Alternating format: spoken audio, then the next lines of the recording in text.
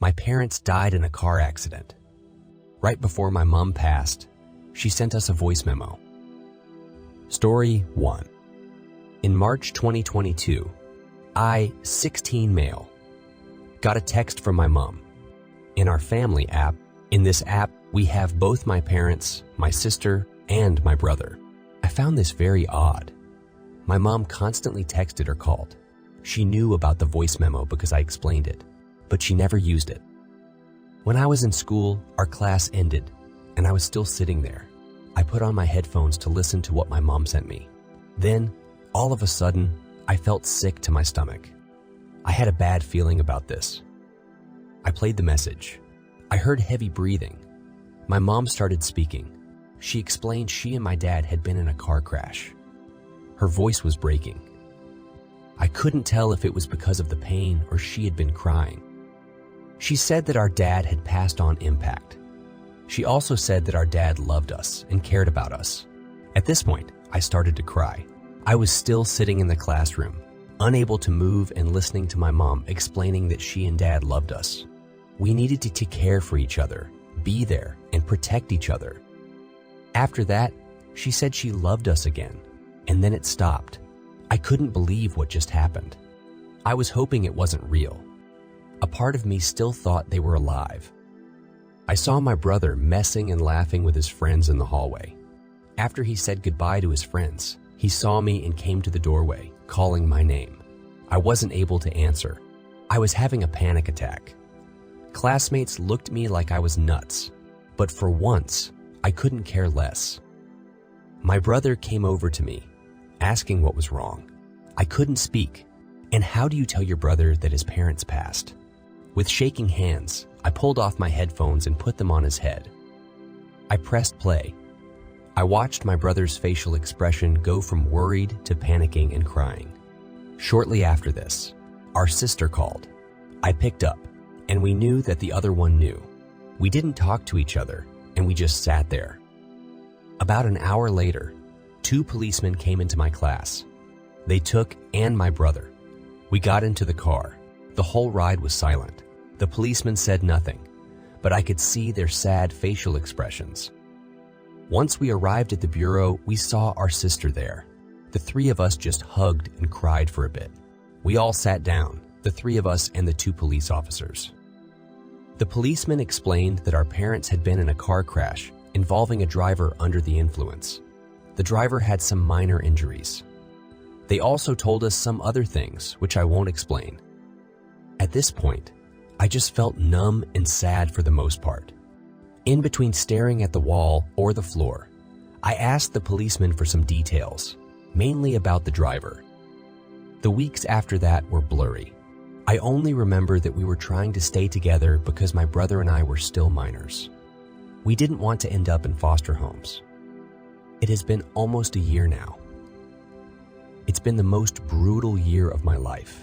We still live in the house of our parents. Our sister was able to be our legal guardian. We take care of each other like my mom asked us to.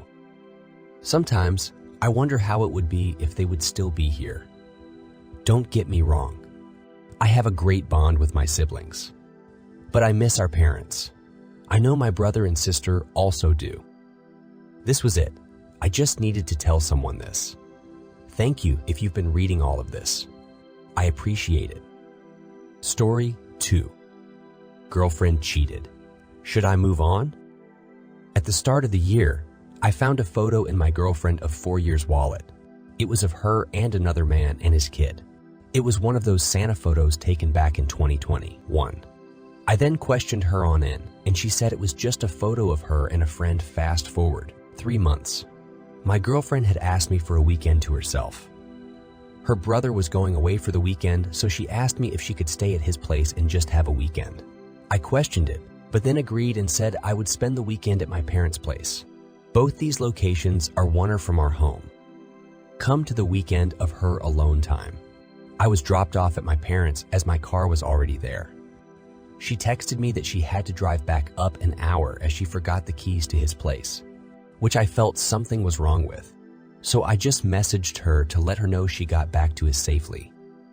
As it became night, in my head, I questioned why we were sleeping 15 minutes apart from each other. So what I did was drive to the brother's house. And to my surprise, her vehicle was not there. So what I do is drive back up to our place. I try to unlock the front door, but the key jams.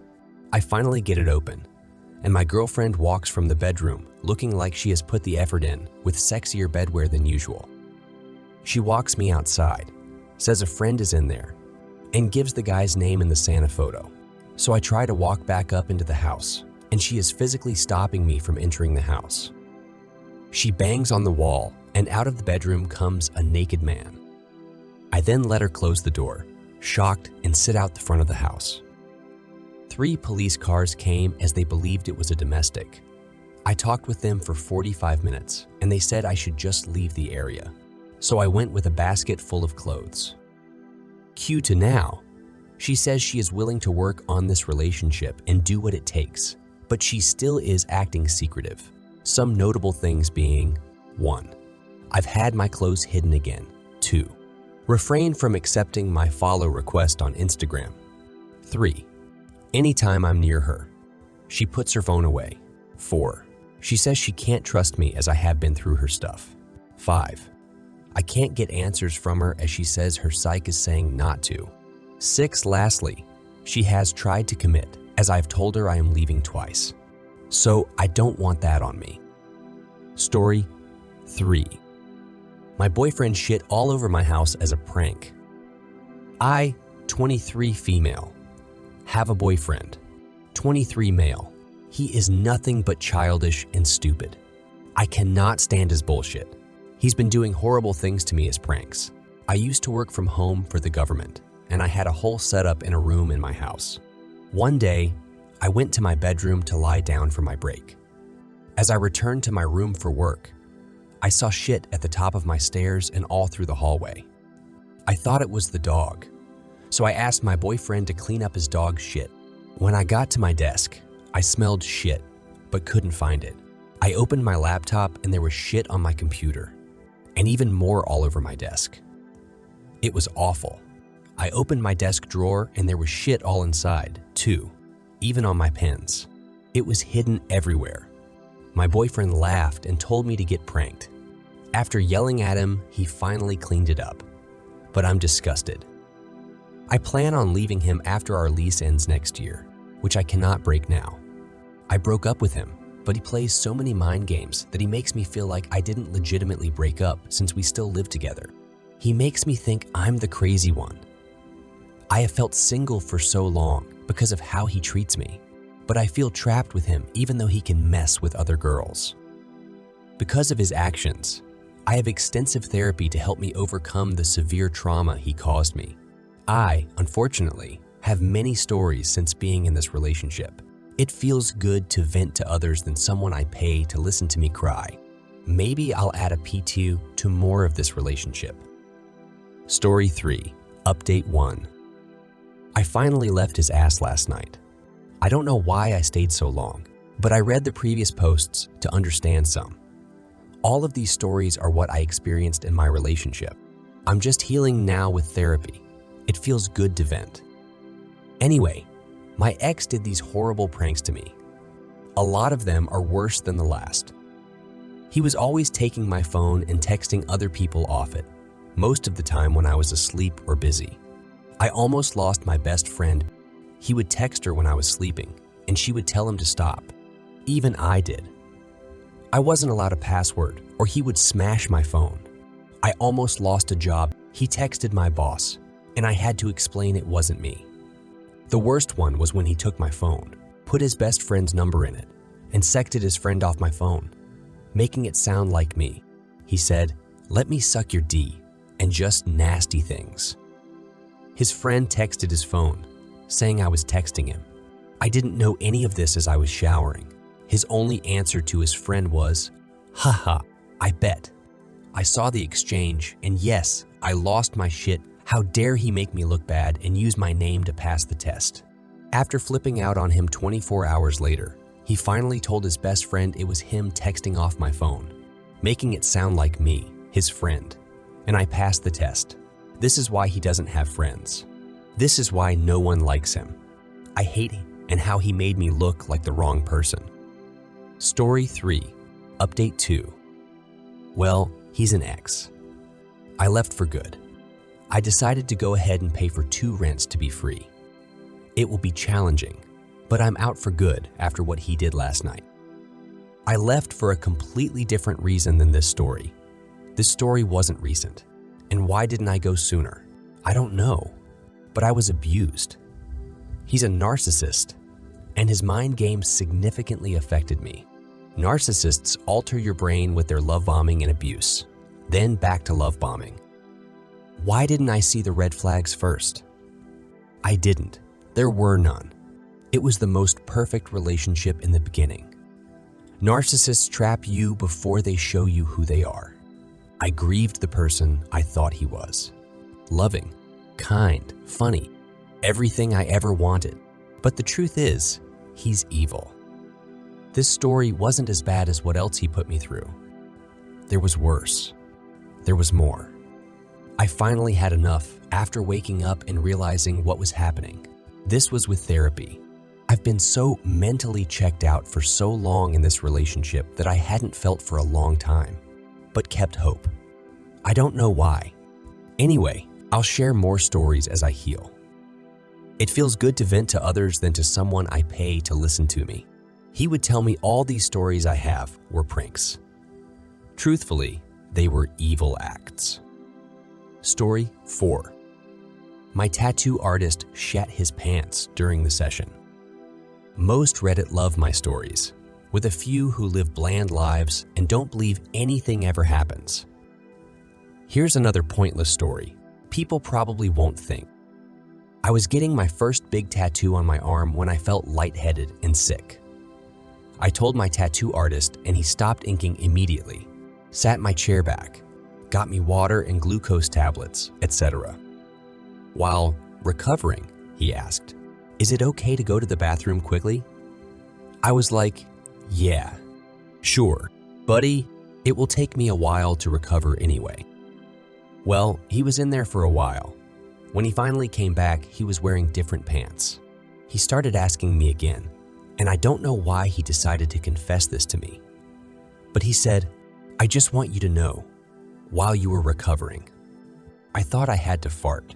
I just shat my pants. My tattoo came out beautifully. Story 5. My girlfriend finally farted in front of me. For a long time, my girlfriend, 19, would always say she'll finally be entirely comfortable with me. 20, when she farts in front of me. So yesterday, we were just chilling, and my stomach felt quite funny because we had drunk 7 cans of beer and 3 tequila cocktails between us and then 8 Chinese food at the concert we were coming from. So my stomach is feeling funny, and I'm like, "Babe, I need to fart." She playfully fuses for a bit, but I convince her in the end. Then I just let it rip. I had been keeping it for hours, but it was just loud and long. But smell-wise, it didn't pack a punch. It was all bark, no bite. So we forget about it and move on. About 10 minutes later, as I'm about to go out, I just catch a whiff of something in the air. Oh God, it was putrid. It was pungent, like acidic, but with a hint of death and rotting things. Then added typical fart smells in there. My head was like, this is what gas chambers must have felt like back when the world was ugly. Thank God we, as humanity, decided not to do that anymore. Oh my, it was terrible. My left nostril was blocked, and I could feel like it was working its way down to my stomach. I was like, "Babe, did you just fart?" She then cracked an embarrassed smile and said, "Yes, babe." I was like, "Oh God, you are horrible. What the fuck? This isn't what I thought when I was telling you can fart. I thought you felt like a cartoon princess or something. What the fuck is this biological chemical shit? Are you trying to suffocate me? The mosquitoes are dying. Look at them fall from the ceiling. Jesus, babe, what's wrong with you?" I then opened the window. I had the craziest revelation ever when I felt that sweet release of fresh air entering my lungs. I finally understood why the Bible always contrasts good and evil in their stories. Why does God create the devil if he's so perfect? Why is there evil and chaos in the world? It finally made sense what Jordan Peterson said in his philosophical Bible lectures, that you can't appreciate good unless contrasted with evil. In Genesis, they say, and he saw that it was good after creating, because it's comparable to the chaos before God turns into order. So it's like to the story. You can never appreciate how good air is until you smell this nuclear war fart death gas chamber. Type beat women are crazy to wake up the dead type fart. Anyway, she is goofy, but I love her. Thanks for sticking with it to the end. I really appreciate that. Hope you enjoyed the video. A thumbs up from you would be great. Feel free to write your thoughts in the comments. It's interesting for everyone. And don't forget to subscribe to the channel and activate the bell to stay up to date. Have a great day and see you soon.